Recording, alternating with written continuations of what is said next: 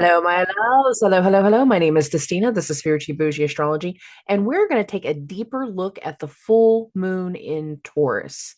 Now, this is a very loaded full moon in the sense of like how many other transits are kind of surrounding it. And there is direct reflection of this full moon tying back to the new moon in Libra that we had 2 weeks ago. And a lot of that has to do with the condition of the ruler of this full moon. Taurus is ruled by Venus, and Venus is currently in Libra in her other sign, and she's circling the sky where we had the new moon in Libra 2 weeks ago. We had a lot of other transits that started to happen 2 weeks ago, including Mercury going into shadow. Immediately following this full moon, Mercury will turn retrograde. There's a lot of this energy that speaks to the need to go back over something that has been long standing, something that has been stable in many, many ways, that needs to have one more test, one more rock in regards to its stability, to see if it's going to withstand, to see if it's going to continue, to see if it keeps going with us. We have rounds of unfinished business that are going to get activated this week surrounding this full moon, and of course, Mercury turning retrograde. And a lot of this has to do with Uranus. Now, you all know this. It's Uranus, not Uranus. My inner child cannot say that 50 times a day. So, for those that have never heard that before, it's Uranus. Immediately following this full moon, Uranus is going to retrograde out of Gemini and come back into Taurus. And it's going to shake some things up. Now, we got to look at the reflection of Taurus first. Taurus is a fixed sign, it is an earth sign. And this is why we associate stability with Taurus. Now, for some people, stability means stubborn. We don't want to change. We are less likely to make changes, to make adaptations, because once we get something built, it's built. In some ways, that's stability because you want all four walls to stay intact to hold up a roof. Stability. But in other ways, because we're become limited on our options, limited on function, there can be shakeups to our stability. The reason I'm saying shakeups is because of Uranus. Uranus coming back into the sign immediately following the full moon. And I feel like it's unfinished business of where it's going to shake up things that have been stable, that have been standing for long periods of time. Anything tied to quite literally earth and land, having one final rounds of shakeup. I'm kind of nervous for farmers over the next 6 months, especially since things have not gone well with the soybean situation and all the tariffs and how they've impacted farmers. So I'm kind of nervous for farmers, to be honest with you, over the next 6 months. Because once Uranus retrogrades back into Taurus, it's going to remain here until late April, literally 6 months away, when we go into Taurus season. This is a final round, a final nail in the coffin, a final vibration. There is something that has been very long standing for you in your life, whether that is literally a physical dwelling, whether that is a relationship, whether that is a partnership, whether that is a commitment or a contract. There has been something that has been a long standing that is meant to start to get shaken up one last time. So much of that is getting activated in this full moon. Now, for some people, full moons are completions, and that's why I'm bringing up the shakeup. I'm making it very, very aware that our focus is shifting to something. It's shifting back to something. In a lot of ways, we've written off the chance that there was going to be a change in this area, but there is going to be something that quite literally shifts our awareness back. And some parts of it is the full moon, and some parts it's going to be Uranus retrograding back. But before we can get the retrograde, we have another energy that's happening. And it feels like it's kind of forcing the shift in our behavior, the shift in our focus. It's kind of forcing something Because during the full moon in Taurus, we do have our first Mars-Uranus opposition since Uranus has changed signs. Now, going into next year, after Uranus goes back into Gemini, there will be actually a Mars-Uranus conjunction. But this right here feels like it's shaking up an awareness where we're going to have to commit to something or take an action to something way later. But we need the shakeup right now. We need the disruption, Mars, disruption right now. The thing about Mars is it's either pivotal disruption or chaotic disruption. And I'm warning first and foremost of the potential of chaotic, of something of long standing getting shaken up, something that we have thought we had figured out, now coming back around, some final unfinished business, some final test getting activated that will take months to identify. Because again, Uranus won't leave Taurus until April, which will be the next time we are in quote, quote, Taurus season. Now, if it is not the chaotic disruption, it is pivotal. Mars opposite Uranus is an action. It is a reaction. And for some people, it can be the start of a transition. It can be the start of some long-standing excitement that we want to push forward. It is going to be the actions we take in healing, very specific terminology. Because Mars is now in Sagittarius. It's now in Jupiter's sign. The actions we take to experience life differently, to do things differently, the actions we take to enforce a transition into something. And that transition is going to have layers and levels of necessary, messy change all through the month of November. Mars wishes to push forward an action now that it is in Sagittarius, now that it is in Jupiter's sign. In some ways, he's going to make a mess. And I feel like with the Mars-Uranus, we initially see elements of a mess. After Mars-Uranus, so regretfully after Mercury turns retrograde, he will be taking necessary actions to put something into a different order, to teach us certain kinds of lessons, to make us aware of the things that we need to expand upon, learn, and heal over the course of the rest of the year. This full moon activates a lot of things. Because again, if we're not being chaotically disruptive of something of long standing, then we are trying to transition a final round of awareness, of awakening, of what the potential of something long lasting can be. And to get to the potential or to get through the chaos, we still got to get through the messiness that is November. Because again, immediately following this full moon, Mercury is going to go retrograde. And it is going to force us to revise, rethink, redo, remove, repurpose, revisit, restructure, renew something from before. It's very necessary parts of the process. And again, a lot of this vibration is going to be tests, emotional tests that are necessary in the healing process. And that is why for weeks I have been saying it's time to do the opposite of what you would normally do, because it's time to break patterns. If you didn't figure out before, the first wave of like where you needed to break a pattern, parts of this month are going to hit a little bit harder. But we have to shake up that area that has felt secure, full moon in Taurus. We have to shake up that area that has felt secure so we can finally address the deep-seated tensions, the deep-seated wounds, the deep-seated parts of our desires that we have not acted upon. Because immediately after this full moon, the other thing that's going to happen is Venus is going to go into Scorpio. The ruler of this full moon is going to go into Scorpio.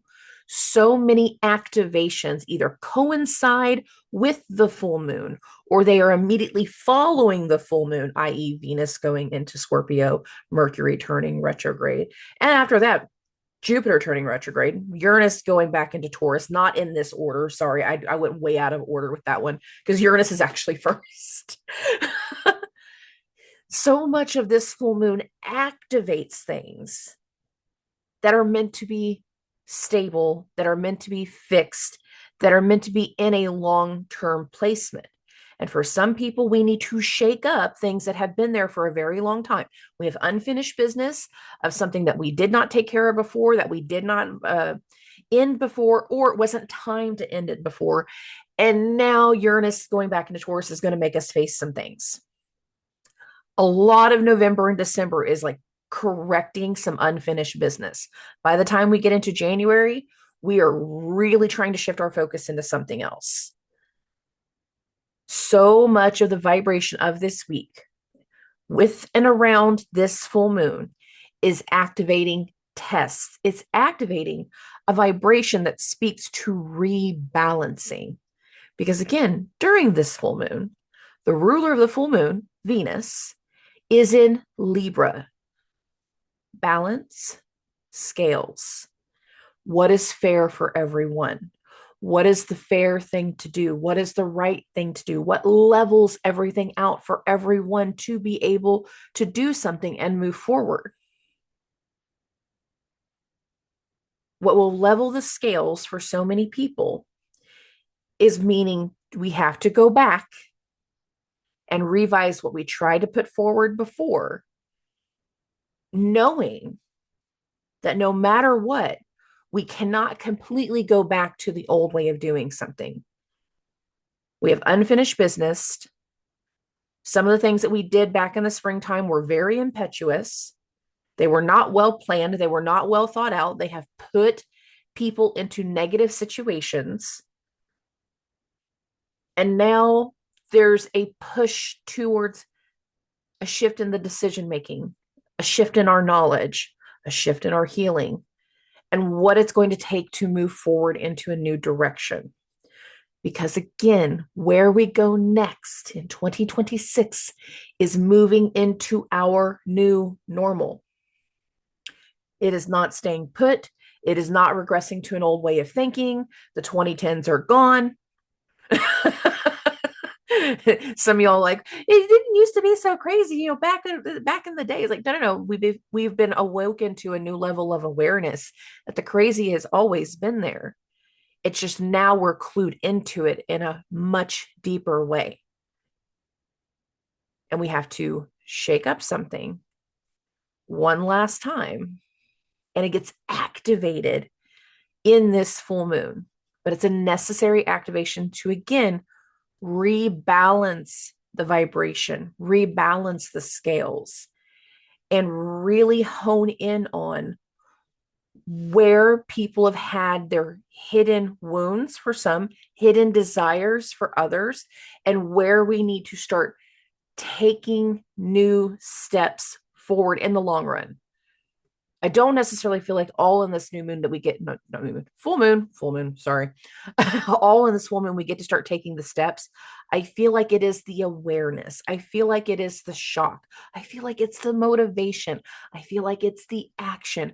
I feel like that's the something that really clues in where we go backwards, where we revise something, where we're going to rethink something, where we need to go shake something up, where we are going to have pivotal long-term changes.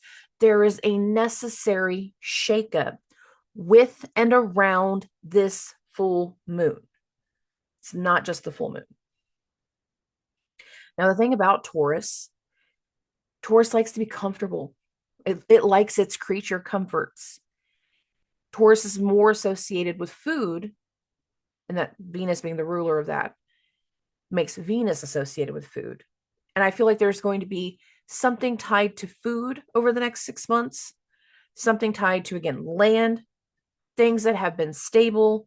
So building structures, having some tests, having some shakiness, having some things that don't go the way that we plan. That's going to look different for everybody, because for some people, the stability is not necessarily going to be your land or your home. It might be the family home. It might be the family property. It might be the family itself getting shaken by something. Is it going to directly all happen in the full moon? No. And I'm trying to be as clear as I can about that. It's in and around. So yes, for some people, it will be the full moon. For other people, it might be in the days following. Be aware that this energy doesn't always have to impact right at the exact moment that it perfects. It can be a day or two before, a day or two afterwards, when some of the other transits are unfolding. And that's why I call it the human effect. Because when a transit impacts, you might be asleep. You might be at work and it doesn't impact you later. You might be at home and it's a work transit and it doesn't impact you until you get back. Human effect. The biggest thing about this week is be aware, eyes open, expect tests in the vibration, expect the anxiety of things not going the way that we planned and having a bit of a mental spiral energy, just to be clear. Expect these things. It's going to happen. If it doesn't happen to you, you're going to see it in other people. They can't settle down. They can't get their head straight. They don't know what they're doing. But suddenly that gear shift is going to happen. And we start to hone in on something that has been fixed, that has been there for a long time, that has been a part of the vibration, or it has been a part of the plan. And now we're starting to wonder, can I take this wall out? Is it load bearing? Do you really think could we take the wall out? Maybe we could put a bigger window in the back wall. Maybe we could do this, because we need to shake up things that have been fixed, stable for a long period of time, that most likely for a lot of people wasn't even on your radar, because we need to make adjustments that will impact the next 6 months. And this is strictly tied to the Taurus vibration as to why I'm saying that. But we become aware of something with and around this full moon that has been fixed for a long period of time, whether that's a relationship, whether that is a contract, whether that is your family dynamic, whether that is an actual physical structure. There's a final round of shakeups to things that have been there for a long period of time that we become aware of this week. There will be changes in this area, but the changes will take months to unfold. Okay. Okay. If you have never heard a full moon or new moon video with me, that is perfectly okay. I read everything from a whole house system. What does that mean? I don't care if your ascendant is at 2 degrees or 22 degrees. The entire zodiac sign that your ascendant is in is your first house. And then every numerical house that follows will be associated with the next zodiac sign. I pull cards as we go through this. These cards will get posted on Instagram and Facebook underneath Spiritually Boujee Astrology. So you can always get a picture of your cards because they are uploaded to social media. I tend to forget to tell you guys that one. I'm trying to get better at reminding people. The cards get posted online so you can go back and reference them as opposed to trying to figure it all out from here. Okay. Now, let's get into it. Let's get into Aries and Aries risings. All right, my loves, this is a full moon in your second house of money, your assets, your stuff. And there is the need to make a change. Now, some of that change is based off of another person. Why am I saying that?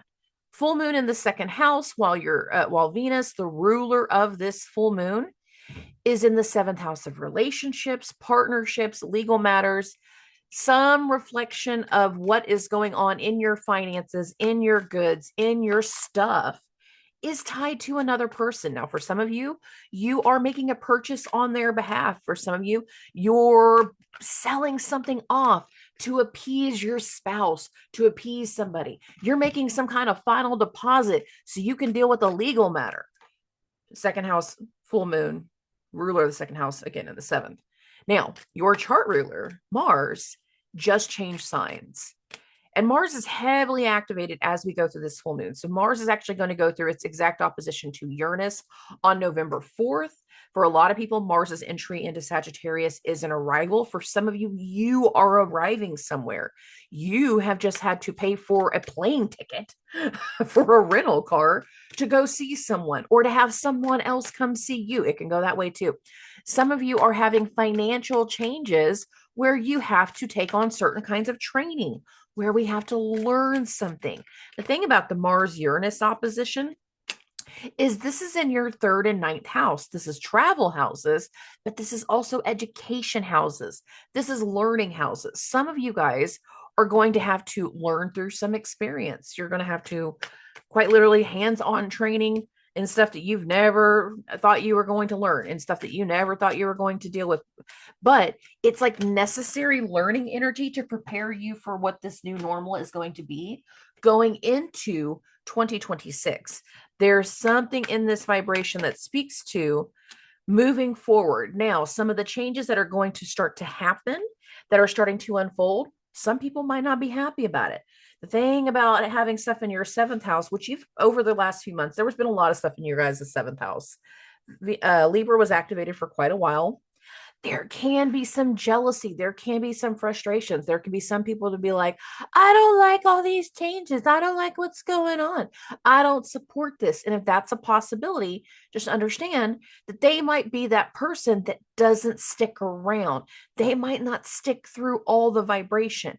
We're going backwards into something in this full moon, in and around the full moon. We're going backwards into something, but it is again because we're trying to shake up stuff that has been fixed and set for a very, very long time, with the idea that this shakeup will give us something larger. It'll give us something more dominant. And for many of you, it is going to start being the process of learning something that is going to impact the new long-term goal of what you're doing in work, career, and in your public image, or where you see things going into the future.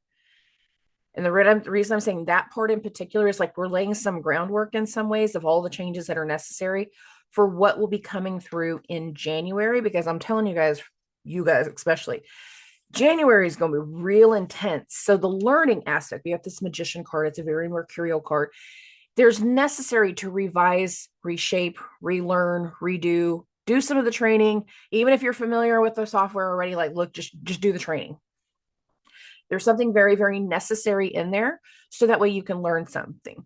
For other people, the Mercury energy, because Mercury is going to go retrograde in Sagittarius, part of it is going to have to do with the potential of travel. There's going to be some decisions to travel. Again, decisions to take some kind of training. There's going to be some kind of decision that is being forced, that once that information, Knight of Swords, once that information is accepted and processed, again, we start to make certain moves into a direction that feels enlightening with the Star card. It feels like an epiphany in a lot of ways. It's setting the stage for something. A lot of you are getting a different direction, or you are choosing a different direction with how things are going to move from here. For many of you, it's going to be financial. For others, it is going to be how you close out a cycle completely, so you can focus on something new for yourself in 2026, because 2026 is real big and real new. Now, we have the moon card. Again, we're in a full moon vibration, but the moon card means that there's going to be certain things that are hidden from you, certain things that we don't necessarily want to face right now. And again, we have a lot of transits that are going between your 8th house still, because it is Scorpio season. Venus is also about to go into Scorpio, and your 12th house of the unknown, the unseen, and endings. There can be things with and around death or endings or closure that start to also dominate the process, that can trigger a lot of emotional wounds, considering we also have Jupiter stationing to go retrograde in the moon's sign in Cancer. Some of this can also be a focus around family.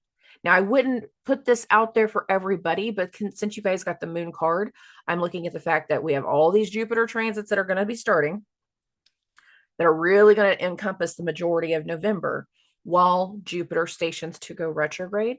There's going to be things that test mothers. There's going to be things that test families.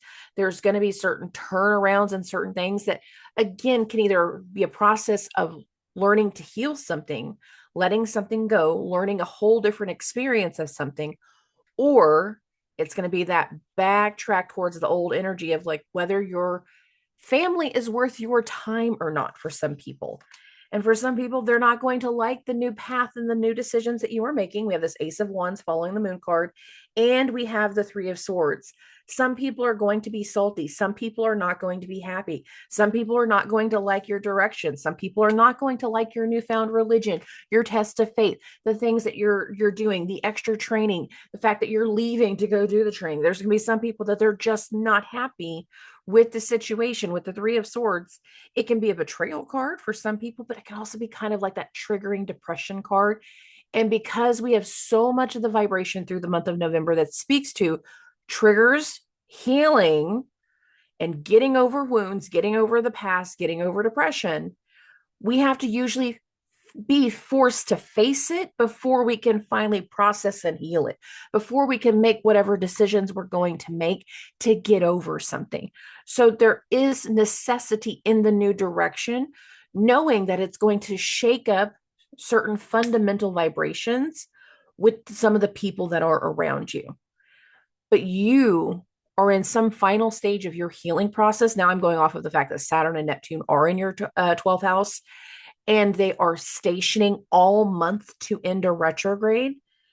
There's a necessity for you to learn through this experience, learn through the moment that is unfolding right here, learn through where everything is taking you over the course of the rest of the year, because it is going to impact your direction, your path, your future, and the things that you want to control moving forward, where you want to be in the driver's seat moving forward.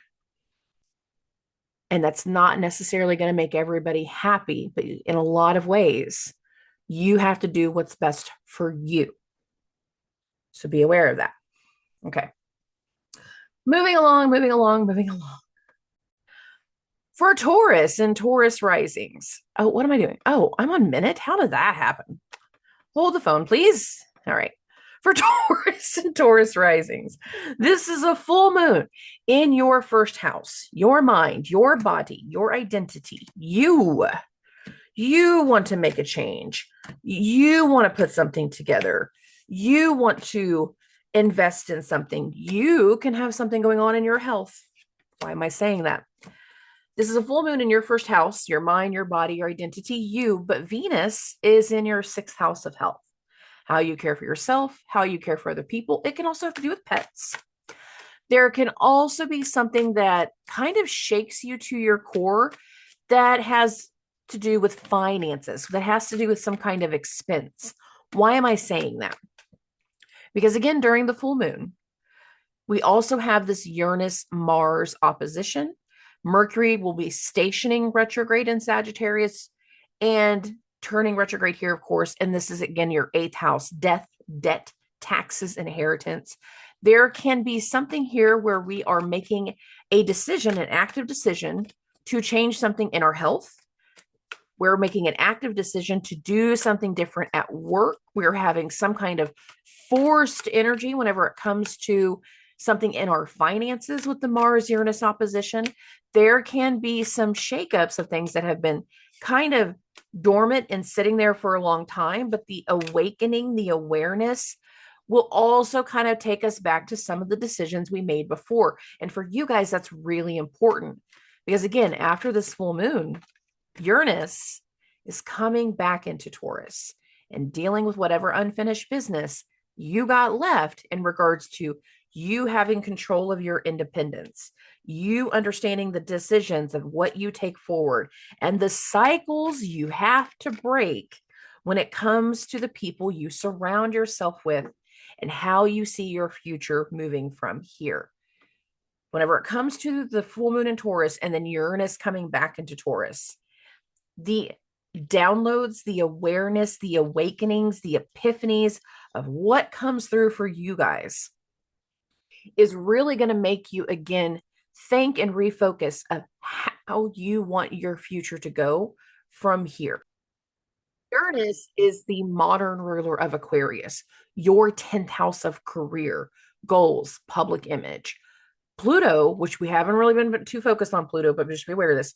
Pluto still being that beginning stages of your 10th house of career is still at the start of a 20-year cycle. We're kind of now at 19 years, but a lot of the energy of what Uranus in your first has been doing to you since 2018 is to prepare you and get you to make big long-term decisions of your direction, of your path, of where you're going next. Because once Uranus is done, he goes back into Gemini, which is your second house of money, making you really step into a whole different way of making money. So whatever decisions you thought you made before, especially going back to that April, May, June, all the way to early July timeframe, that whole time frame, whatever decisions we were making back then are now kind of coming back around in different ways, and they're making you aware. So we have the star card and we have this temperance card. These two actually came out together of what we need to change, where we need to make adjustments from before, where we have some unfinished business, where we didn't make the correct decisions before. But so much of it is about getting our head and heart in alignment. And that's this temperance card. It's like an internal balancing card. However, it's not just about internal balancing with you guys. We also have the justice card, which is more of an external balancing. I'll add one more to that. And we have this two of coins, and this two of coins directly shows the scales. Balance, balance, balance. So many things about balance. Many of you either have to do some things to rebalance your own energy, and again, do something that will be fair for everyone. Some of you need to recognize where you need to tip the scales. And we need to end certain cycles. We have the death card. You have to make a decision, two of coins, because you had that one too, to end a cycle. Now, if you understand the decisions that you are making and we finally commit to doing things differently than we normally would, remember when Dusty kept saying, do the opposite, do the opposite, do the opposite? Oh, yeah, that's coming back around. So if we finally make some decisions to end certain cycles, death card, then where we go next will be perfect for someone that wants to be more independent, that wants to do some things on their own, because now we have this 9 of coins energy.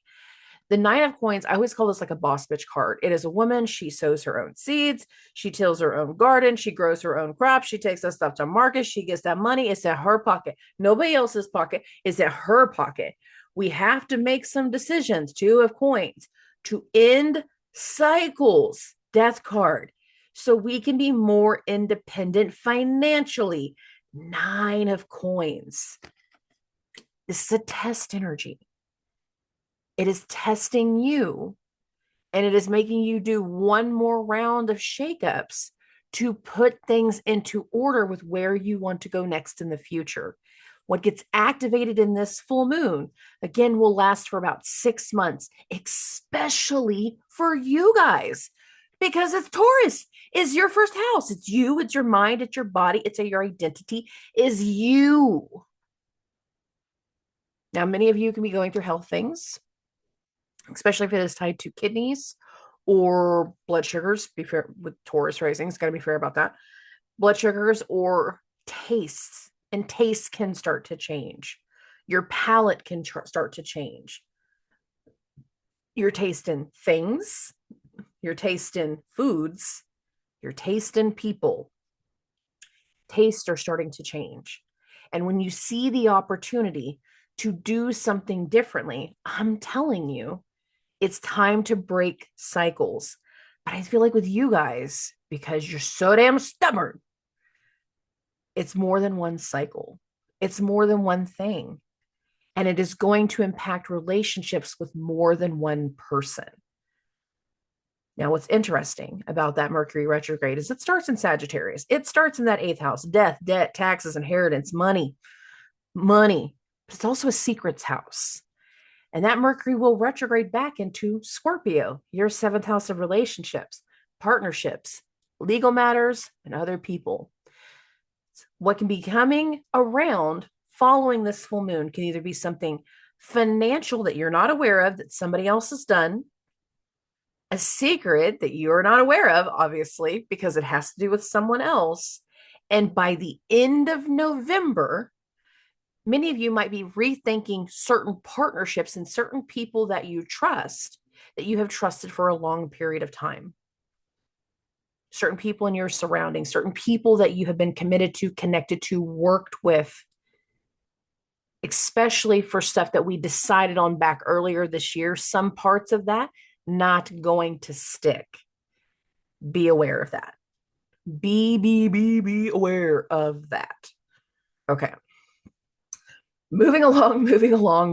Let's keep this going. For Geminis and Gemini risings, oh, babies, this has got some insecurity towards it. And for some of you, I feel like some insecurities are going to be triggered by someone else, by another person, by people that you work with, by family members, by a partnership. Doesn't really matter who's doing it. It's just a matter of there's a trigger of some insecurity that's going to take you guys back to the past. Now, I got multiple reasons why I'm saying that. One, this is a full moon in your 12th house of the unknown, the unseen, endings, betrayal, hidden enemies, healing. First and foremost, healing. Now, Uranus, since July, has been in your first house. And it's given you an itch of something you want to do, of somewhere you want to go, of something that needs to happen in the future. But it was an itch. It was an inkling. It wasn't something we completely committed to, because there's some part of us that's not completely ready. There's some part of us that is potentially holding us back. There's some part of your mind, your body, your identity that is being held back because of who you're connected to, because of who you've been committed to. And the thing is, some of those commitments are not necessarily serving your best interest. Now, I know that can be a hard pill to swallow, but some of y'all are going to realize either you jumped the gun in some relationships, especially if we started relationships earlier this year, or it's because of the behavior of the other person and their insecurities coming through that it almost kind of forces you guys to withdraw a little bit. Some people started to make certain commitments to do some things a little too soon. There are tests in the air when it comes to relationships. And if we did do something when we shouldn't have been doing it, back in temporary energy earlier this year, if we did do something at a time where things were kind of rocky, or it felt good at the time, but now they've been feeling kind of rocky because we're not in that same energy as we were before, many of you are going to have to make some very logical decisions, King of Swords, that will feel impetuous to other people, and they're not necessarily going to agree. But again, I need you to hear me out. Your chart ruler, Mercury, is stationing to go retrograde in your 7th house of relationships, partnerships, legal matters. Your 7th house is ruled by Jupiter, and Jupiter is also stationing to go retrograde in your 2nd house of money. So many of you are either going to be having to make some very factual decisions based off of a legal matter, Mercury in the 7th, because of the financial setback that it is doing. And we have this 5 of Coins energy, just to be clear, that kind of speaks to this, as well as a 7 of Swords. So hear me out. Some of you are going to figure out that the other person is a drain on you financially, and it's going to force you to a withdrawal. Some people, their behavior in certain ways is going to trigger old wounds and old insecurities, and it can force you into rethinking parts of the commitment, parts of the contract, parts of the partnership. It can make you rethink or force you to do some revisions on whatever you're pursuing in that legal matter, because for some of you, the 7th house stuff is a legal matter, based off of how much it's costing, or based off of where some part of the outcome could be, because there's something about this that can also speak to a very big financial aspect. Now, I'm not saying all of you are going to lose relationships, but I am saying real clear right now, got the Lover's card. I want to be clear. We don't need to start relationships in temporary energy. And the other thing about Mercury going retrograde in the 7th, some of y'all are going to have some people come back from the past and they're going to want to retest some waters. I'm so sorry that I betrayed you. I'm so sorry that things went wrong. Can we make it work now? Can we figure this out? Can we try again? And for a lot of you, Four of Coins energy, you need to hold your cards very close to your chest. You need to be very aware of this energy and not necessarily be so easily trusting of the people that are coming back around. Because again, some of you, it is a relationship thing coming back through. For some of you, you need to, again, judge where you've been spending money and where certain things are starting to happen. Because again, right as Mercury goes retrograde, Jupiter will go retrograde in your 2nd house. And there can be a commitment or a legal matter that starts to impact you financially. And that is also going to be something that kind of forces you into withdrawal, holding certain things close to your chest, going back to this Four of Coins card, not necessarily sharing everything with everyone. And it can be a drain on your health as this month progresses. If you feel like you have to take a step back, if you feel like too much is going on, if you feel like work is too hard, there is going to be something that kind of speaks to that withdrawal, not wanting to do certain things the same way, needing to withdraw so you can work through whatever insecurity has popped up, whatever the healing. That other person might not be doing anything wrong. And it's just a matter of like, I need to work through something because what I'm needing to work through right now is bigger than just me and you.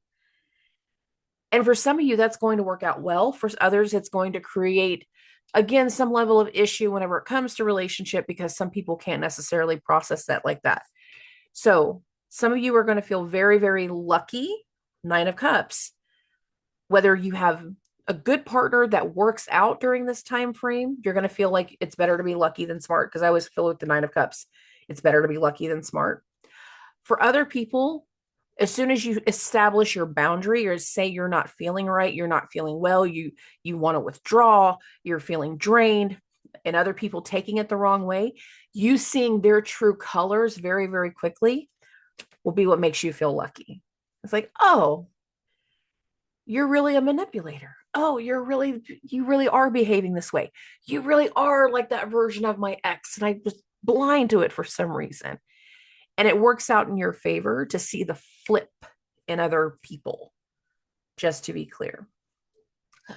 I do feel like a lot of you, though, we're going into some unfinished business, especially whenever it comes to legal matters or stuff that has been just kind of draining you guys for a very long time that we need to finally wrap up. And again, our awareness kind of forces it back into picture through this full moon. And it's going to be something that's kind of been like bubbling under the surface or becoming a continuous issue all the way through next April. So just kind of be aware of that we're not completely done with something, but once we get past what's being activated over these next 6 months, you guys are going to be able to move and function far more independently and really putting a different perspective of life into perspective for yourself. So I like it in the long run, but in the short run, I feel like there's going to be some insecurities. I feel like you guys are going to have some buttons pushed as we go through this week, and it just kind of like makes you feel like a disconnection is necessary. What specific day the disconnection kind of hits is going to be different for everybody. Okay. moving along. For Cancers and Cancer risings, this is a full moon in your 11th house of friends and network and clients and colleagues and alliances and the people that you surround yourself with, because we want to have good people around us. Some of you are going to have to bring some people back from the past to deal with something. Some of you are going to have like a coworker from your own old job coming back through, and they're feeding into the stuff that we're dealing with now. There's going to be an old fling potentially trying to come back around to see if like you're still interested. And more than likely, some of you are going to meet them while you're at work.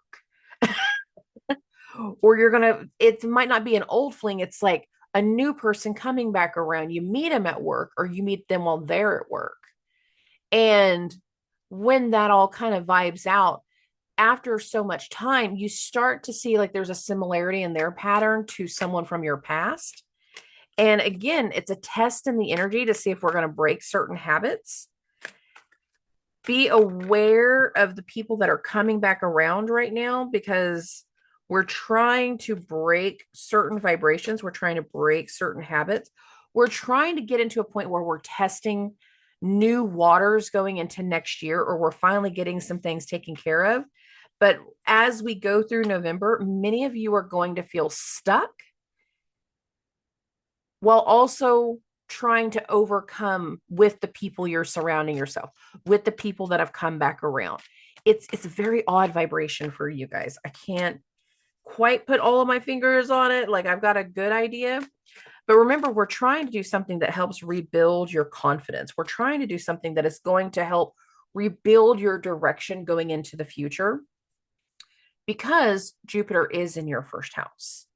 That wealth, prosperity, abundance, direction, and path. We had a glimpse of something new in direction and where we want to go for the future earlier this year. But now we're kind of becoming more resolved that we're either going to be having to train or learn through some experience. We have to connect with some old people in a different way, and they're going to help us either with legal matters going into the first of the new year, help us in partnership going into the first of the new year. Like, we're doing a lot of groundwork, necessary groundwork. And again, for a lot of you, you're either doing a lot of research or you're doing a lot of teaching and a lot of educating of how you're bringing people back full circle. You guys are going to be feeling very, very stuck in a monotonous turn of events for a while with this hangman energy, but it's temporary energy. And that's the main thing I want to be clear about. You're only going to be feeling stuck, stagnant for so long. And once certain things come into light, Sun card, then we're going to be able to make some very necessary, logical decisions about where we've had past betrayals, where we're repeating certain patterns from the past, where we need to get over some betrayals, or where we don't need to repeat the same pattern, where we always end up in heartbreak. The thing about the Mercury retrograde is it starts in Sag, but it ends in Scorpio, which is your fifth house of love, luck, joy, romance, happiness, and children. And some of y'all are going to have some lessons over the month of November of knowing the difference between friends and lovers. And Uranus going back into the 11th while that Mercury retrograde goes back into the 5th. There's going to be reasons for the lessons. But not everybody is going to have negative lessons. And again, some of the betrayal aspect is why you need some of the people in your surroundings, Uranus going back into the 11th. Because once everybody teams up, once we have those people put back together, once we can put everything in a solid case, we have something new, full card, that comes back full circle, that again is going to be able to feed into wealth, prosperity, abundance, and direction moving into the future. But it's moving into the future. And I feel like this is the stuff that gets past November. I feel like for November, a lot of you guys are like stuck and waiting to hear things, to know things. You're going to kind of feel your need to withdraw from some situation, or you're going to finally commit to some area where you need to heal something. That does kind of reflect of what Jupiter's retrograde is going to feel like for you. But again, we need to go back over certain things, because in the long run, it is to rebuild our confidence. Because once we get into 2026, we're going to start making a whole different level of commitments. We are going to finalize some legal matters, some certain things that once they are handled, once they are released, once they are put into focus, once they are fully committed to, once we overcome whatever we need to overcome, it is going to shift our direction into the future, because there's so much new in 2026. But we got to get through the messy of November. Some of y'all need to be very aware of who you have on your team, because some people on the team are going to be good. Some people are there to create a mess. And there might be some deciphering as to like which one that is. And there's going to be some very interesting communication conversations mid-November. I specifically want to tell you that, like mid-November. And I feel like this is actually going to be right before the Scorpio new moon. So that's going to literally be 2 weeks away. I want to say that new moon is around the 21st, 22nd, somewhere in there, like right before Thanksgiving. I think it's the 20th. But I feel like between now and the 20th, there's going to be a lot of very specific conversations, especially with people and places from the past, that is either feeding into the learning, the education, the training. It is feeding into the discovery, the conversations, the direction. It is going to lead into more revealing later on with a lot of people for Cancer risings. God, that got really specific. Huh. But I still can't put my finger on everything. So there's going to be some things that come through that are very blindsiding and they're unfolding, but there is a reason you're feeling stuck. First and foremost, because that was the first card you guys got out, was that Hangman. There's a reason you're feeling stuck right now, and you need to just kind of hold tight and let some things happen naturally, and don't freak out over feeling stuck about something, because it's a necessary setback in the energy. And it's most likely not even your setback. It's going to be something that you're forced to kind of deal with because of somebody else's situation, output, decisions, conversation. But we'll be able to overcome it all the way through. So just be aware if you're feeling stuck or stagnant, very, very necessary in this energy. Okay, moving along. For Leos and Leo risings, this is a full moon in your 10th house of career and goals for the future and where we want to go next. Public image, father figures. The thing about it being a full moon in the 10th, having Uranus coming back into the 10th, there can be stuff that's impacting families, father figures, and that can be a part of the direction. There could be stuff that is impacting career and some final shakeup in which direction you want to go for in your career, or where you're going in your current job. There could be some final little shakeup in this area that can impact you financially.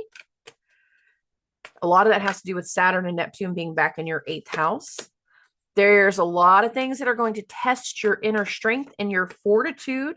And there's going to be a lot of things for many of you that are going to make you go back to some of the conversations, some of the discoveries, some of the uncovering, some of the things that happened while you felt so isolated and so alone earlier this year. Specifically that January, February, March, April timeframe while Mars was in Cancer. But it's like there's something from that time frame that can come back through that is going to have an impact towards you, your direction, the kids, the family dynamics, so mothers and fathers. There's something very, very specific that is going to be starting to come back through. And for some of you, it is going to be something that in the long run is going to impact either work or health. But I feel like some of you are going to have some big health things that become a big focus after the Mercury retrograde. And I know I'm kind of like jumping all the way through, but I still feel like some things get activated in this full moon that lead to the events that focus on that lead to that direction, that lead to that path. Because again, immediately after this full moon, Uranus is going to retrograde back into your 10th house. That could be careers, goal for the future, public image, father figures. There could be something unexpected or exciting specifically about your public image that is coming through, about what's been going on with dad or your kids' dad, something like that. There's something that is very much kind of coming through that is just kind of testing your fortitude in so many ways. We got the Strength card. Obviously, it's a very Leo card. You can see the lion, you can see the sun in there. There's something that is testing your fortitude as to whether you're ready to commit fully to a new direction or not. Because many of you have been very, very slow to make certain decisions. You don't tend to make a decision until something else is going on that kind of pushes all of your buttons. You are very slow in the decisions that you are making right now because you want to be very, very sure about things. And there's a process that starts to unfold in this full moon that is going to be a slow process. And again, there's something about this full moon that kind of takes up the next 6 months. We really won't even like work through all of it until we get to April of next year. And once we get into the decisions that are impacting the kids, that are impacting the family, that have to do with healing, that has to do with the stuff that's been going on behind the scenes, below the surface, the hidden vibration that keeps coming up, that is kind of triggering levels of transformation, but it's also making you face a lot of old wounds from before. They're testing your fortitude, and they're again going to be impacting some very long-term decisions all the way through. Many of you are having to deal with something tied to either legal matters or institutions with this Hierophant card. I always look at the Hierophant as like it is an institution, but it's like the institution of marriage, the institution of like the judicial system. Whenever you go to a courthouse, some of you it is having to do with the school, or it is having to do with nurses and a hospital and healthcare. There's something about institutions that can be kind of feeding into this that can definitely impact mothers, those of you that are mothers, because we now have this Empress card. The other thing that you can be dealing with is how a hospital is treating your mom. So if it's not you as a mother, it can be your mom or another mother figure. Many of you, now that we're in Scorpio season, it's that fourth house, home, home life, family, mothers. The Mercury retrograde is split between your fifth house of children, and it will go back into your fourth house of mothers. Some of y'all got some stuff going on with mom. Some of y'all, it's going to be about you as a mom. Some of you are going to have to be very, very tight on your money, or you're recognizing that other people have been very tight on their money. They've not been doing the right things financially. And as we push through the rest of this month, there will be something about holding certain people accountable, or there is going to be something about pursuing something towards where people need to be held accountable. It might not be full accountability by the end of the month, but it's like showing awareness of something that needs to be rectified, some final unfinished business that again impacts the future. It can impact fathers, it can impact finances. But what I'm looking at is Uranus now going back into Taurus after this full moon, and the fact that we are wrapping up the Saturn Neptune in the 8th house.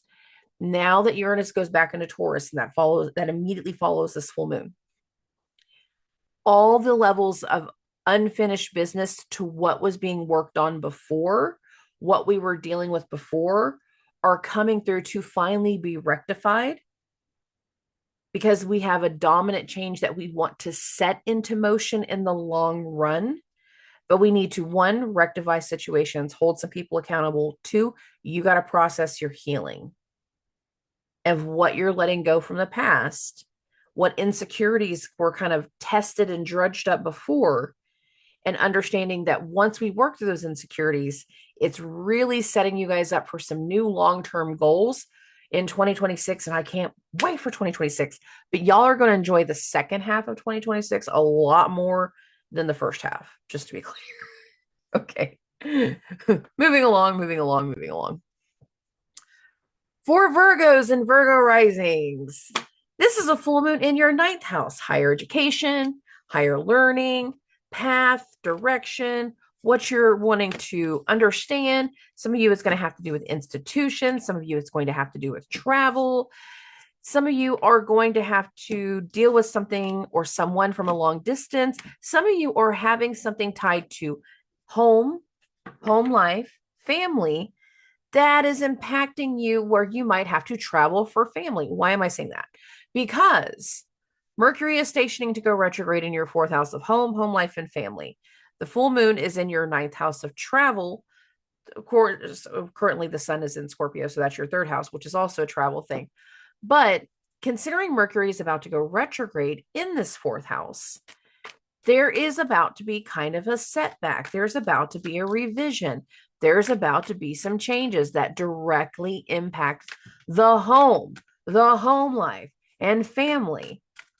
And some of you guys might be learning about this just as much as you might be making the commitments and the decisions to make something happen.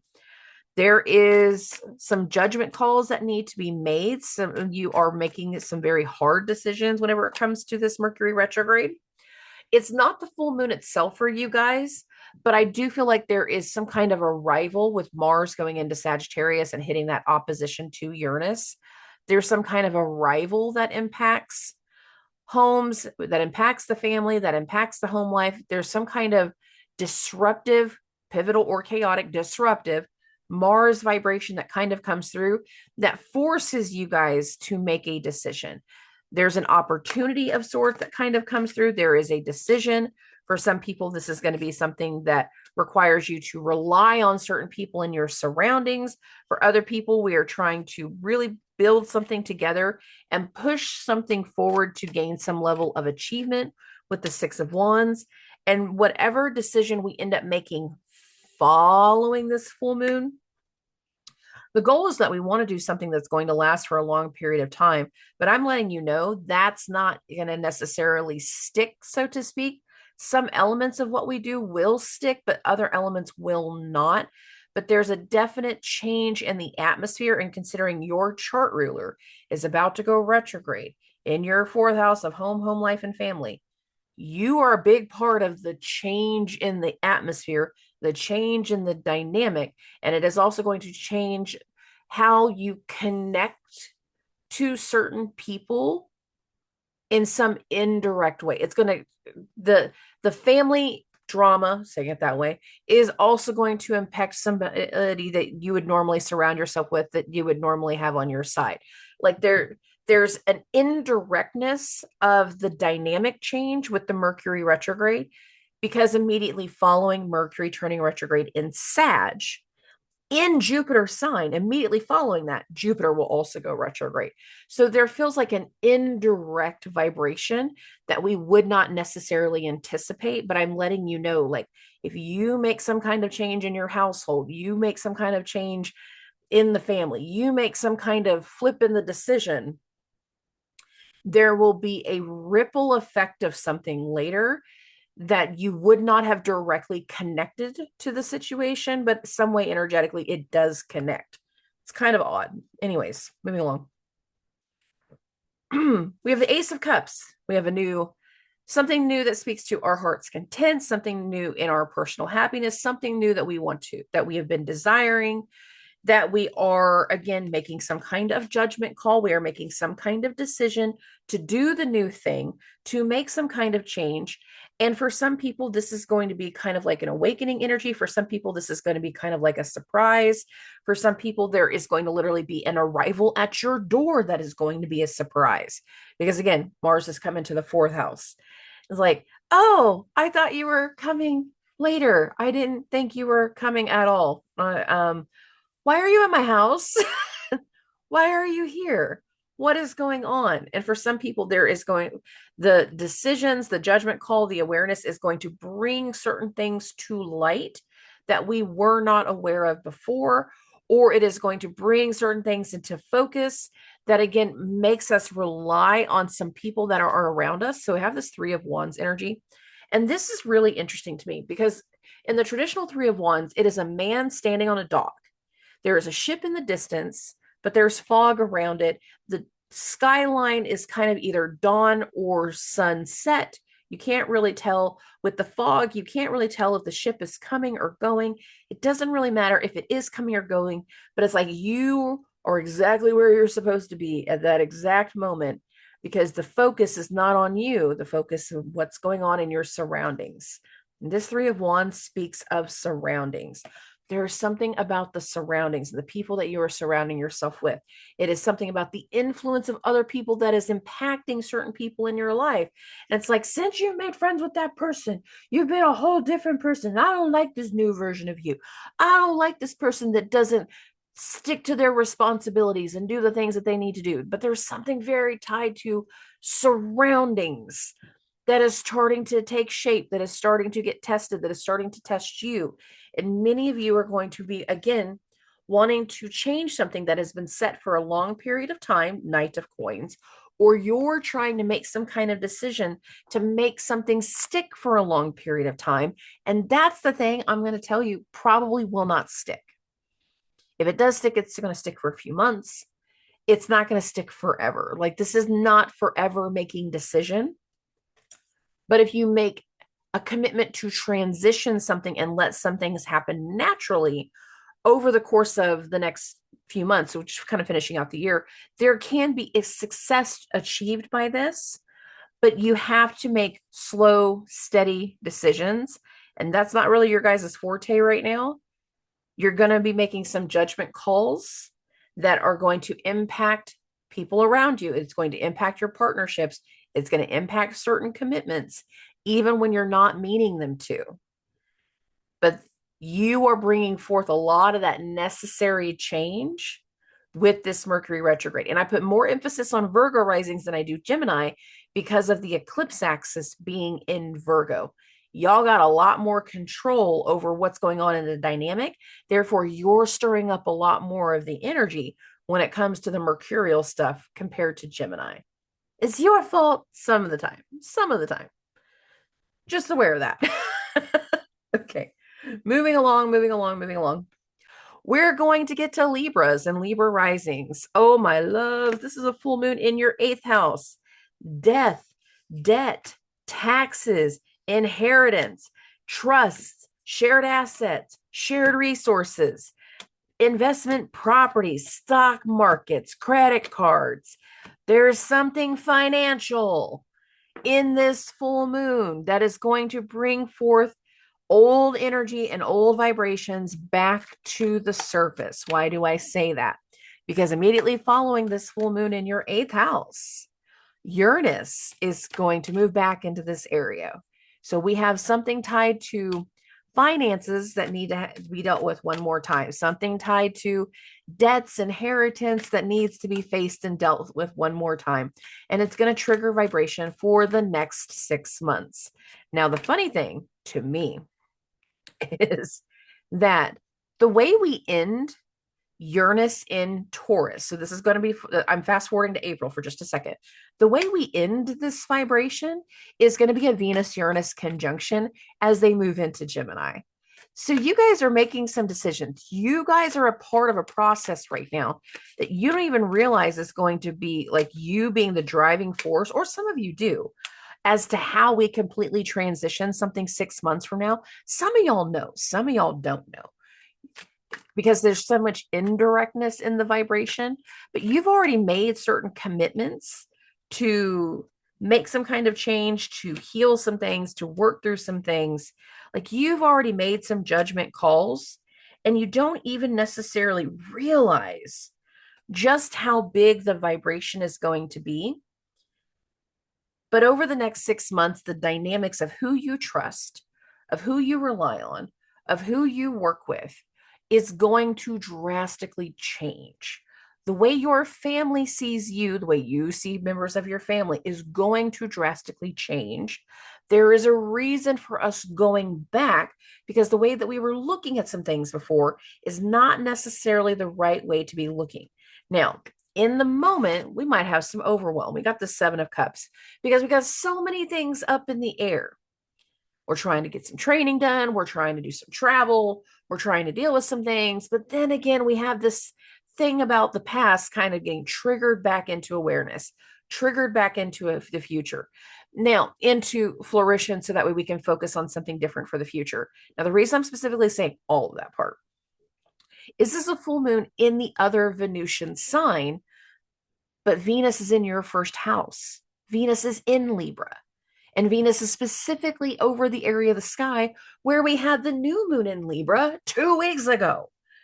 So y'all don't realize some of the commitments that you have made are giving you a deeper impact. For some of you, it's a deeper impact in regards to certain finances and certain things that you're doing at work and in money. Considering Jupiter's in your 10th, this is a big work year for you guys. So we have something about the harsh decisions, the judgment calls. Some of you guys are going to have judgment put against you. Hear me out on the against you. Like, it's like somebody else making a judgment call, or they've recently already made the judgment call, that is again forcing you to rethink ways that you make money, ways that you're spending money, how you're dealing with your investments, how things are going in your debts or your credits, or there's something shifting your focus back to ways of making money or some level of financial with this full moon. But once you become aware of why we're being shocked back, one, you're going to see some things kind of finally wrap up and fall apart. Now, that's the Tower card. I feel like there's going to be two timelines of falling apart that you guys need to pay attention to. One is kind of December, more so January more so.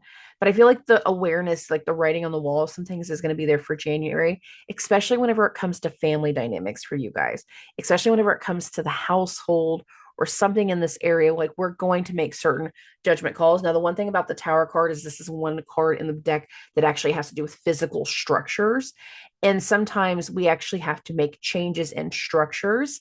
And there again can be something in the home life of like leaving behind one house and moving out on your own, or buying a new house, or buying a house with a mother-in-law suite, because we got to take care of grandpa and we need the extra space. So there will be something about the actual household that's part of the long-term decisions, especially whenever it comes to money, because we might be getting that bonus that helps us pay for an upgrade. We might be having to have some additional expense kind of come through. The other timeline for you guys, again, we're going into that April timeframe of next year, when we have the final Mercury Mars conjunction, when we have the final elements of Uranus, of course, leaving Taurus and going back into Gemini, which will include a Uranus Venus conjunction. Two big timelines for you guys that I feel like we can either see certain things fall apart, or seeing the full elements of the dynamics of where our shift in focus is going to be. Not only do we have the Tower card, we have the Star card, which is the card that usually follows the Tower card. We see the epiphanies, the availability, and the awakening towards something, even with the negative shifts and change. And for many of you, it is going to really change the dynamic of how you do things to make yourself happy, Queen of Cups, but it is also going to change the dynamics of how people see you with the Empress card. The Empress card is the mother of mothers, the creator of creators, the supplier of suppliers. It is the person that gets the most shit done for everyone and makes it look easy while doing it. In the long run, the focus is going to be being the boss of bosses, being able to really put some things into focus moving forward. But there will also be things that impact relationships with mothers. There will also be some things that impact relationships with your loved ones, with your wives. And the other, now this is going to be the negative part. And this kind of goes back to this Tower card and this judgment and everything else. The other thing that you guys need to be aware of is the testing energy that this Mercury retrograde is going to bring. And the other thing Uranus in Taurus can be, the other thing this 8th house full moon can be, is secrets, affairs, and lies. And some of y'all might get tested to go back and deal with secrets, your secrets, other people's secrets. And if we go back into that old vibration, if we fall back into that old pattern, it can be the thing that over the next 6 months that tears apart your family, that tears apart the home life, that tears some things apart. And I'm giving fair warning of that. More of the focus should be about healing, releasing, and letting go so we can move into something different going into the new year.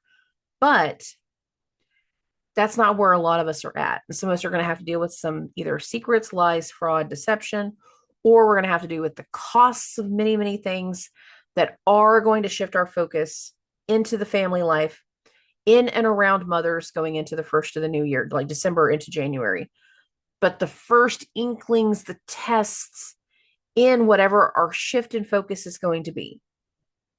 And since you have the Queen of Cups and the Empress card, that's why I'm bringing up mothers now. But I also know that more of the mother transits are going to be December, January.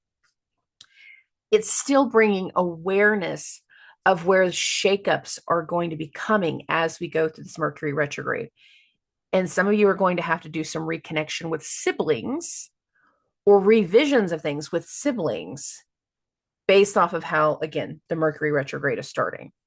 But don't be surprised about some unexpected hidden cost either. Okay. Moving along. Oh, for Scorpios and Scorpio risings, we might be kind of an asshole to some people in this full moon. I'm not saying that we're wrong. I'm just saying we might be kind of an asshole in this full moon. Mars, one of our chart rulers, is in that opposition to Uranus. Now, Mars is in our second house of money, how we spend money, how we make money.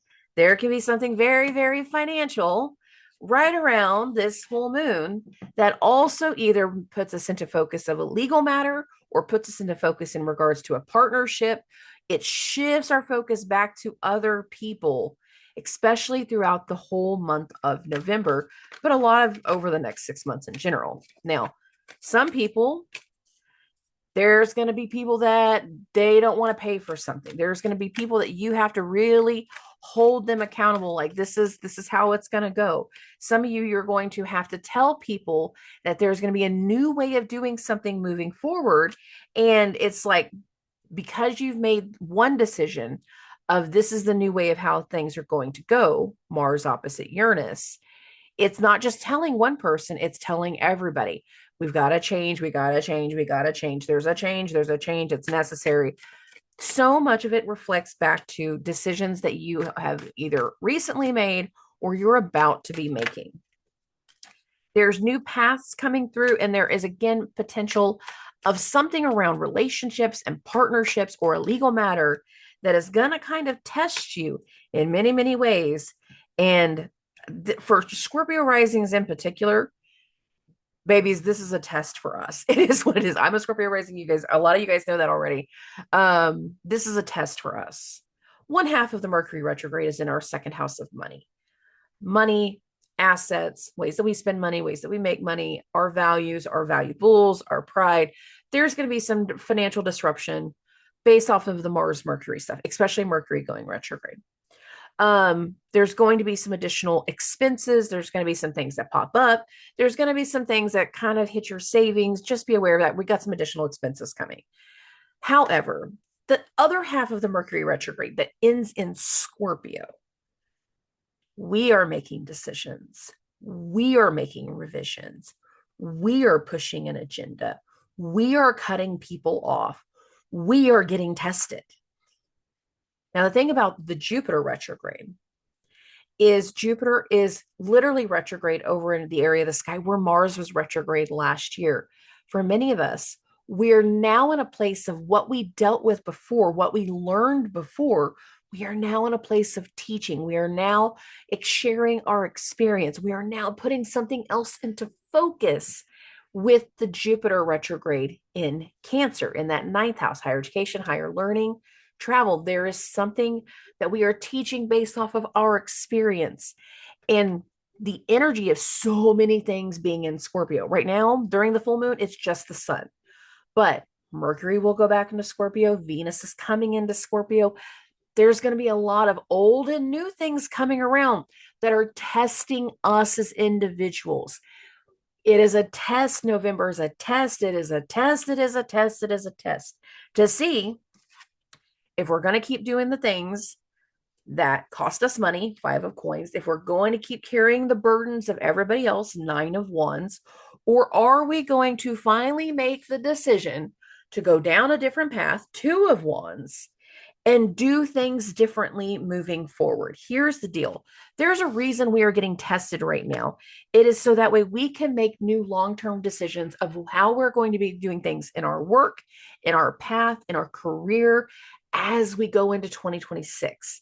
There is so many level ups in our career direction in 2026 that there's a reason we have to go through the test right now. There's a reason we have to help people get through their shit right now. It's because we know what we're doing. Queen of coins. Ooh, Queen of coins.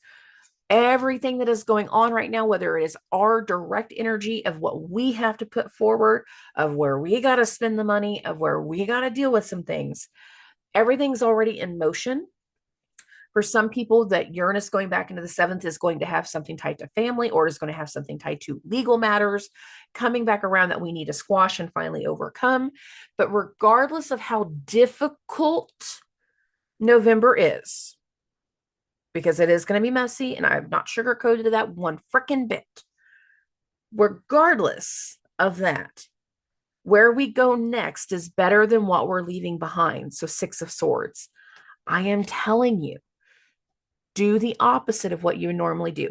If members of your family come back around with their hands out, I need money, I need this. No, you don't. I ain't got no money. No, go away. You have to figure it out on your own. I'm broke, tapped out, bank closed.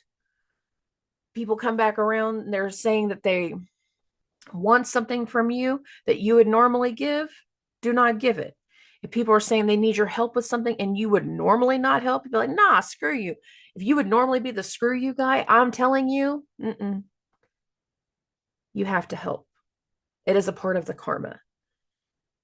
And part of the karma is also showing people why you are a reliable person, why you are meant to help them, how you are able to help them. And once you build bridges, if this is the opposite thing you need to do, because not everybody needs to do the bridges. Let's be fair about this. Once you build that bridge, you build towards something long term. You have to do some things differently over this month, especially as we get closer to the Scorpio new moon. But I'm telling you that right now. And a lot of the things you got to do different is based off of other people and your relationships with them. And sometimes they're drama. And sometimes you have to protect yourself and not give too much. If you are usually that you would not do anything, everything is a shut door, and then somebody comes knocking, the test is to open the door. Do the opposite. We are in a test, especially us and our poor Sagittarius rising friends. So let's get into them next. Let's just keep this going. For Sagittarius and Sagittarius risings, I just said this is Scorpio rising. I'm going to say it to you too. This is a test. This is a test. This is a test. This is a test. This is a test. This energy is a test. And if you know that going into this energy, it makes it a lot easier to navigate. It makes it a lot easier to deal with. It makes it a lot easier to commit to some decisions. And here's the deal. You got a lot of decisions to change because the full moon itself is in your sixth house. How you care for yourself, how you care for other people, things in your routine, things in your health, things in your work. Where is your chart ruler? Jupiter. Jupiter's in your eighth house of death, debt, taxes, inheritance, shared assets, shared resources, money. It's also in a sex house. So there can be some sexual things in there too, just to be clear. I didn't really say that to Scorpio risings, but I feel like I need to say that to you guys. There can be something that we need to do differently in our health. There can be something that we need to heal in our health that can impact our sex life. There can be something that we need to understand that has been going on behind the scenes, below the surface, that is starting to impact our money. And the thing is, again, Mercury is about to turn retrograde in your first house, and y'all are about to make some big decisions of doing something differently, of not putting up with some people's shit. And what I want to tell you is like, whatever we have to work on, whatever path is starting to unfold, I don't want you guys committing to any long-term vibrations until after November 29th. So basically, wait till December. Trust and believe, wait until December, because we are in temporary energy. And if you just commit to easy temporary stuff, it'll make it a lot easier to get through. But ultimately, you got some big decisions coming through of how you're going to go into a whole different chapter of your life. But that also means releasing yourself from some burdens that you have really struggled with releasing. You need to release yourself from certain commitments that bring forth your insecurities. And the thing is, some of you all have recently made some decisions. Mercury in your first house, Mars arriving to your first house.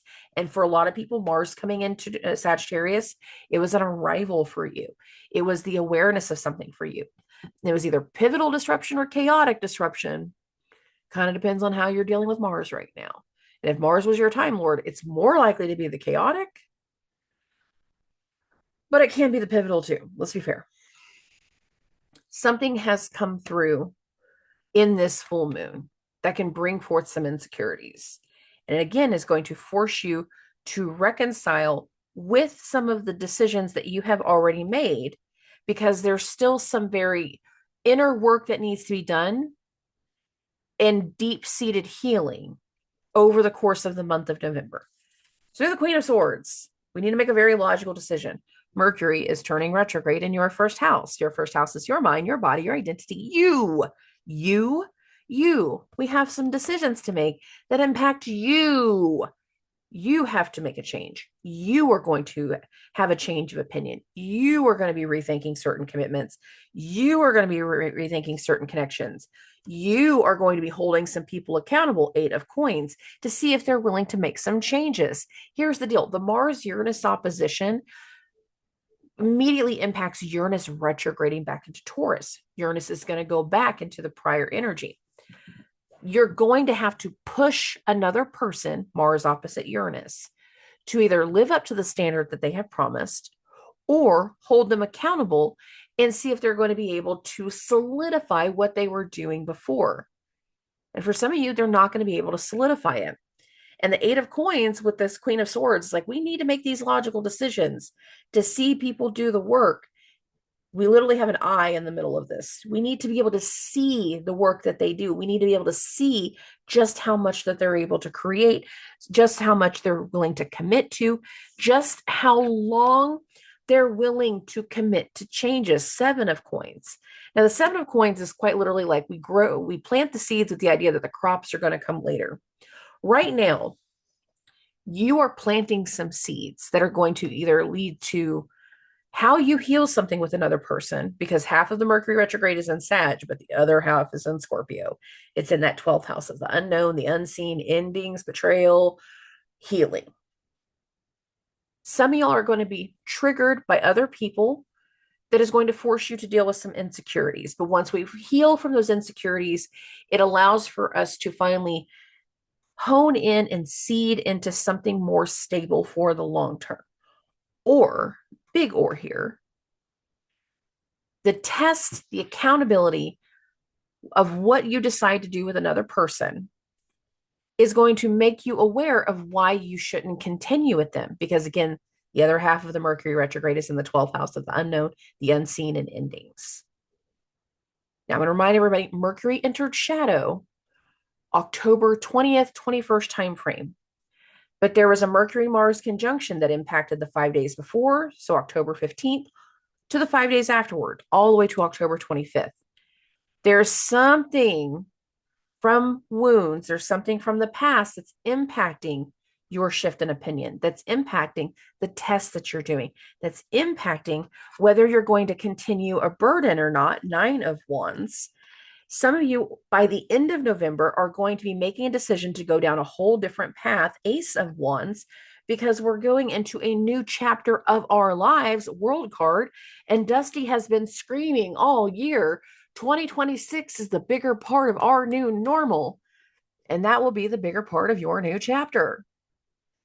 New direction, new path, new chapter. But for many of you, you have to make some decisions as to what goes with you or not, who goes with you or not.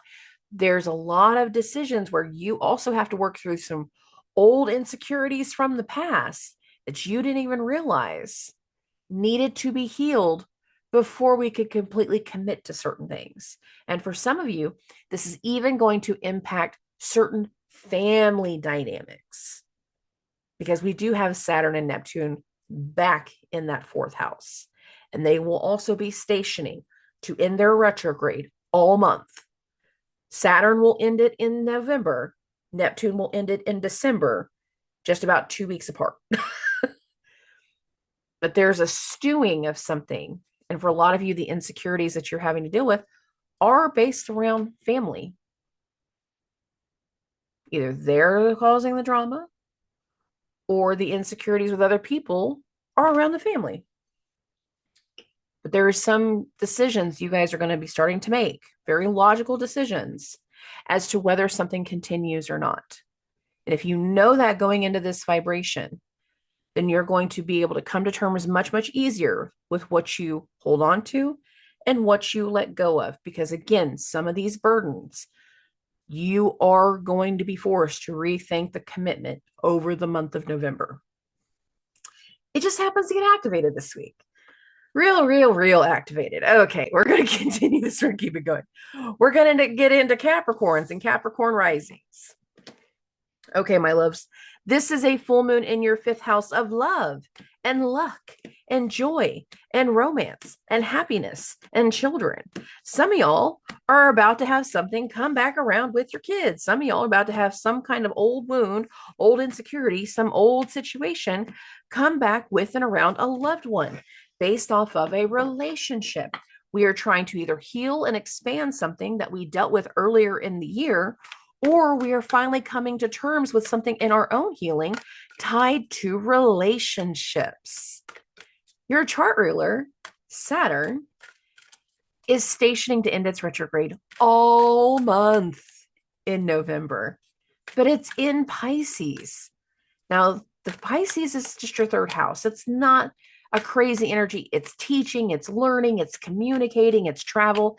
It by itself is not a crazy place. However, Pisces is ruled by Jupiter, and Jupiter is in your seventh house of relationships and partnerships and legal matters. Some of y'all have had some stuff in regards to partnerships. Some of y'all have had some stuff in regards to relationships that really need to become a part of the focus, especially whenever it comes to finally working through some insecurities, finally working through some betrayals, finally working through some things that need to come to light, prior commitments, prior wounds. There's a lot of vibration that speaks to healing and even more so to blindsiding. The thing is, we need the insecurities. We need the testing energy. We need some things to finally turn around in the month of November so we can progress more into the new normal. And for you, a lot of that new normal is new ways that you see home life, new ways that you see your family dynamic. It's new in a very specific direction, connected to very specific people, connected to partnership more than anything. But for other people, it is also going to be connected to legal matters. But we got to get through some very mucky water before we can commit to new things. And I got to be honest, y'all ain't going to like this month because of how much energy is going to be going through Sagittarius. It's not the Pisces part, it's the Sagittarius part. That's your 12th house of the unknown, the unseen, endings, betrayal, things going on behind your back, behind the scenes, things that are not going to continue. But the thing is like, y'all ain't necessarily making all the decisions of what's not going to continue. For many of you, other people are, and you have to be okay with their decisions. That's not going to be easy. Many of you are going to feel very, very stagnant through the entire month, waiting on other things to happen with other people. But that is because your chart ruler is not going to leave 25 degrees all month. This is where he stays. This is where it ends its retrograde. So many of you are going to be feeling stuck and stagnant, waiting on something to come to light, waiting on something to come to focus, sun card, waiting on some kind of new information, waiting on some kind of new decision. But not all of you are going to like the things that get revealed. We have the Ace of Wands, we have the Three of Swords, and we have the Magician card. We have some new things that need to come to light. Now, the Magician card is a mercurial card. And Mercury is about to go retrograde, but it starts in your 12th house of the unknown, the unseen, endings, betrayal. It ends in your 11th house of friends, network, clients, colleagues, people that you surround yourself, alliances. There are people in your surroundings that will not make it through the month of November. There are people that should never have been more than friends that will not make it through the month of November. So much energy kind of shifting between your 11th and 5th house as well is there's got to be some lessons of knowing the difference between friends and lovers. And this Magician card means the mercurial aspects, especially the Mercury retrograde, is going to bring some insecurities to the surface and is going to completely make you rethink where and who you're connected with. And some of the people that you have been trying to be connected with, some of the people you've been trying to do things with, over the course of this year are not going to make it through. They're not going to make it through the test energy. They're not going to make it into 2026 with you. And if you are aware of this from the beginning, it makes it a lot easier to commit to the new long-term decisions that will follow because we have the Ace of Coins and we have the Queen of Wands. I need you guys to understand how important December and January are for you guys. and how much more awareness is going to be coming through, and how many big decisions you will be making, and how much more commitments can come through, and how much attention is going to fall on you guys. And the thing is, if people don't continue with you through November, that's because they don't deserve the version of you that will be coming through in 2026. They don't deserve that new side of you. They don't vibe with it. They don't continue with it.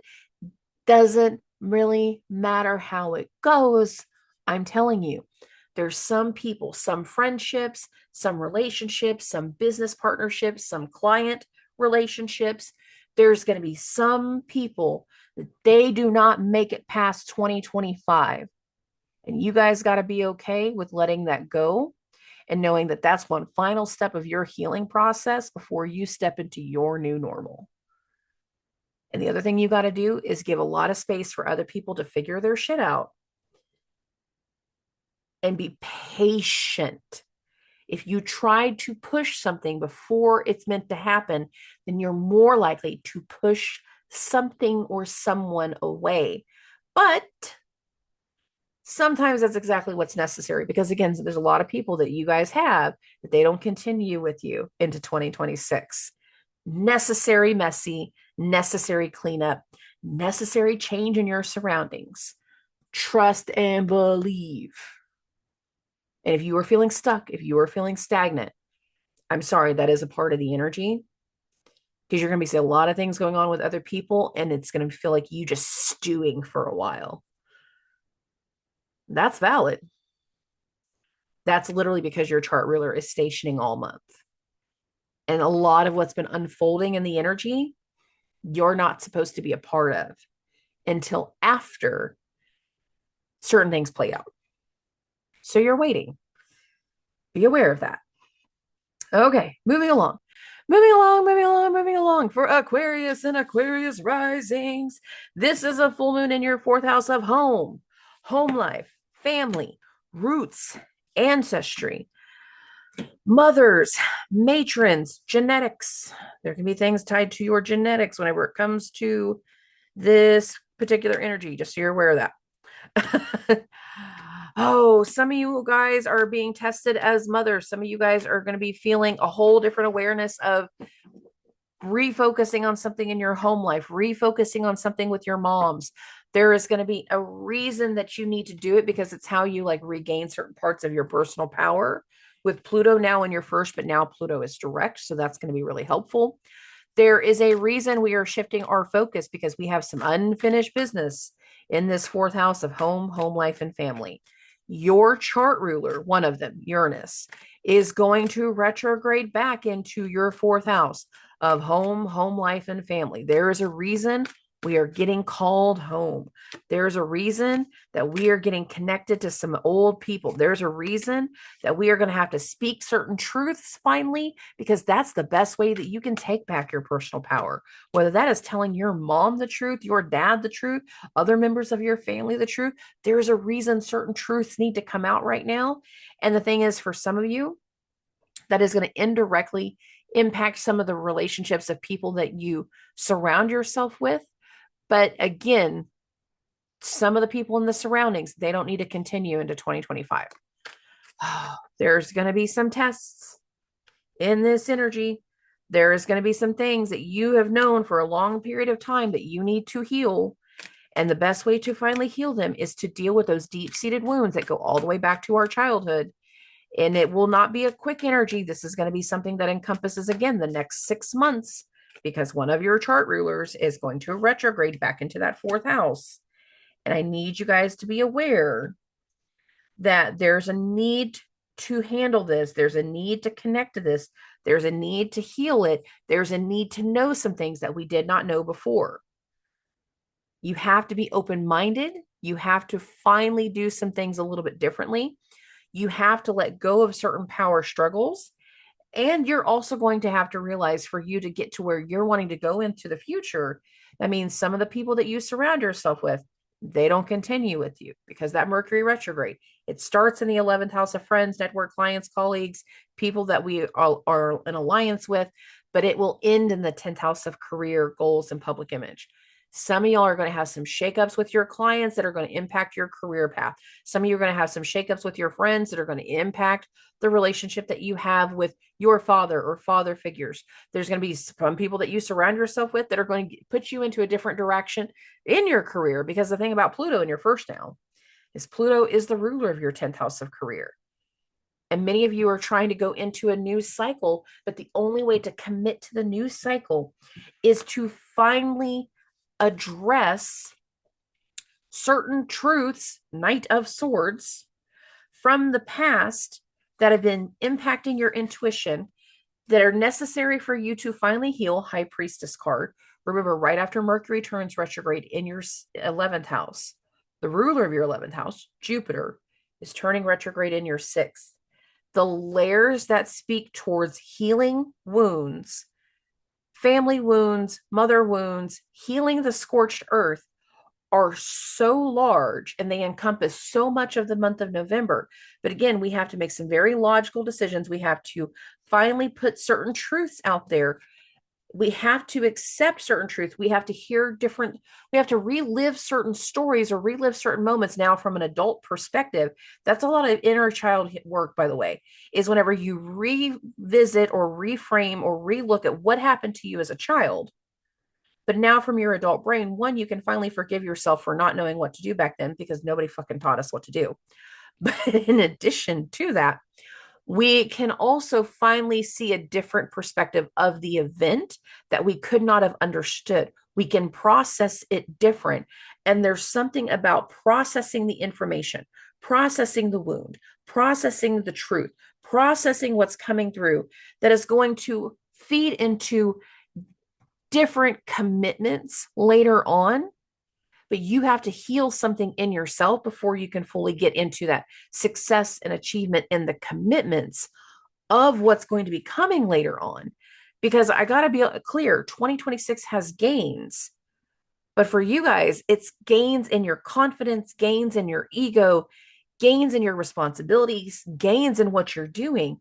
But you can't even reach that yet, because we got to deal with the old wounds, especially whenever it comes to family members, father figures. We got this Emperor card. Old relationships, we have this Two of Cups card, but we also, again, have the Six of Wands.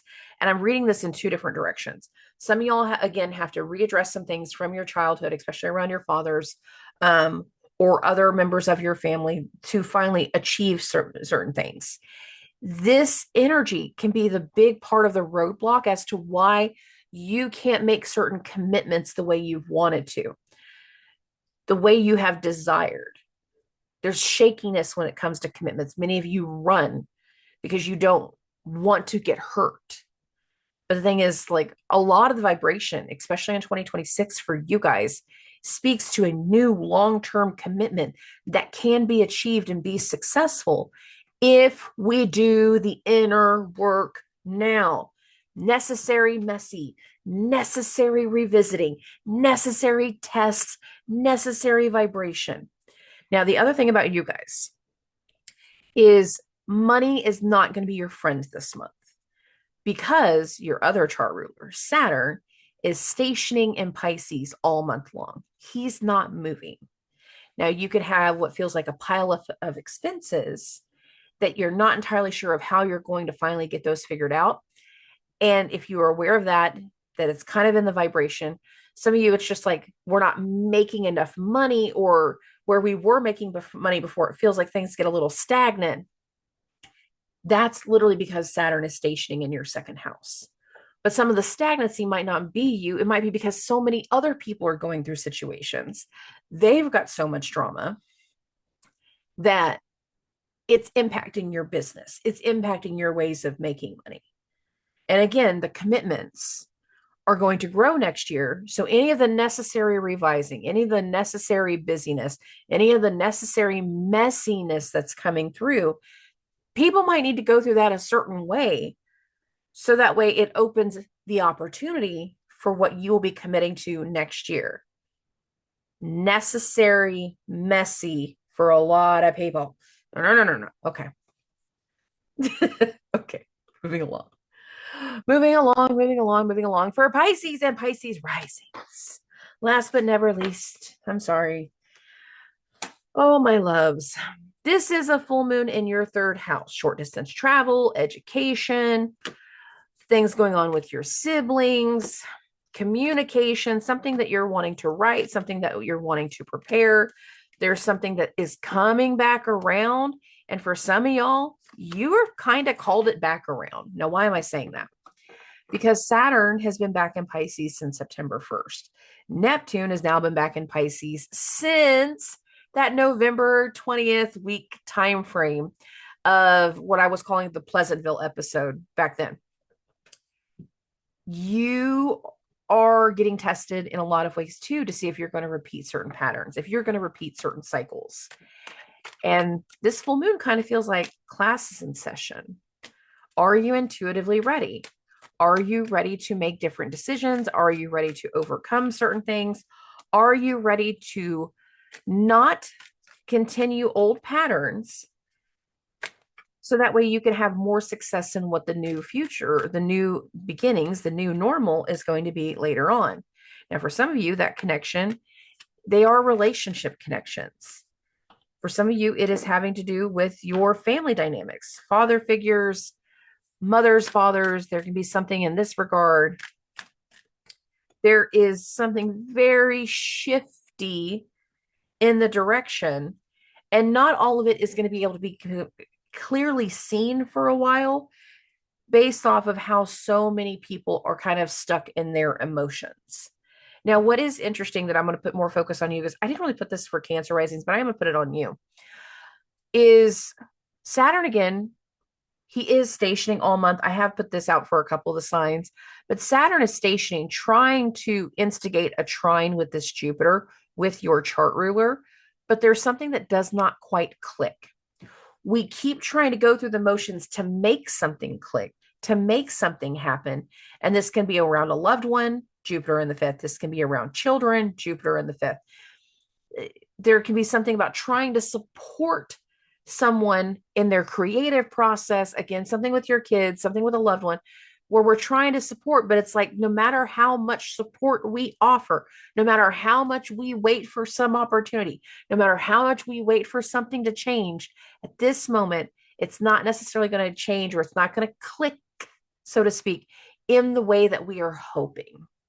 And there's going to be some lessons around this over the course of the month of November. And certain lessons tied to father figures, family dynamics, your kids, loved ones, and or careers and goals for the future. The Mercury retrograde is starting in your 10th house of career, goals for the future, public image, but this is also father figures. And this is why I put so much emphasis that for some people, there's a family dynamic here. For some people, you're going to have old memories of your dad coming back around, but it's like, because we start talking about this with our siblings or talking about this with mom, it's like by hearing their version of the story, we get a very different perspective, and it allows for us to process something. It allows for us to heal something. And there's a lot of intuitive energy going on for you guys based off of your first three cards. We have the High Priestess card, we have the Strength card, and we have the Moon card. There's a lot of internal energy for you guys that you have to make certain decisions to do something differently. You have to face certain things from the past to be able to overcome an old habit, an old way of doing things, and step into some kind of new light. You are feeling all of the emotions, everything that's going on. You're feeling all of this vibration, but you're also feeling the weight of the world on top of you. Certain forms of responsibility with Saturn back in your first. You're feeling a certain kind of pressure. And as we go through the month of November, we are going to see what sticks and who doesn't. We have the Ten of Swords following all of that. For some of you, you're going to have to make a decision this month to cut some people off, to not continue to allow them to have the same kind of access. For some of you, that's the access to yourself.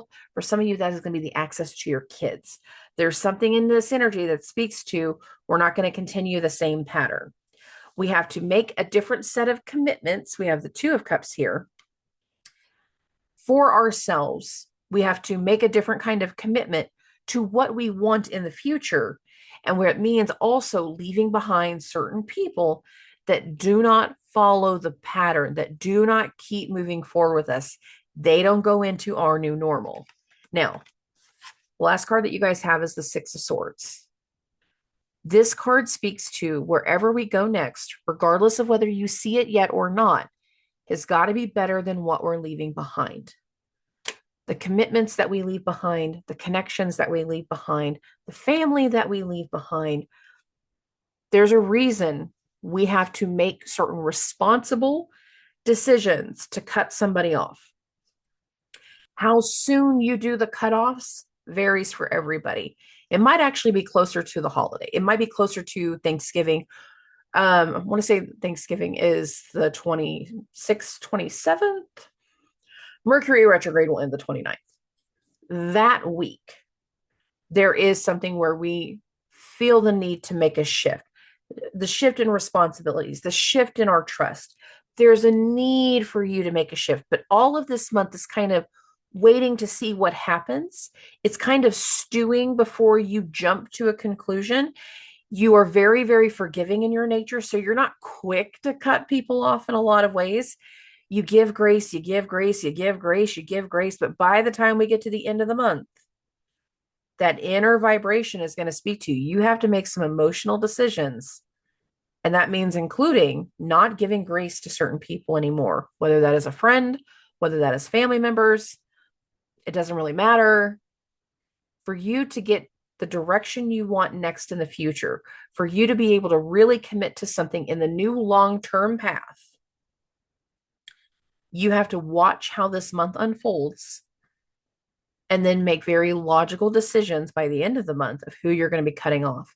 But I'm making you aware at the beginning of the month that you are watching, you are waiting, you are allowing some things to happen naturally, and you are seeing this test, knowing that people will show their true colors, whether they realize it or not. And it is going to make it a lot easier for you to end certain connections and end certain cycles, especially cycles that got activated back during that Pisces full moon, babies. That Pisces eclipse that happened in September. That is feeding into this. And I didn't say that to the other signs. I'm saying that to you guys because you're the Pisces rising. Okay. Okay. I love and appreciate every single one of you. Hit me up with questions. Hit me up with concerns. Pictures of the cards, again, will be posted on Facebook and Instagram. I've got news that's coming in the next few episodes, just FYI, but not in this one right here. So I love and appreciate every single one of you. I will talk to everybody very soon. Subscribe.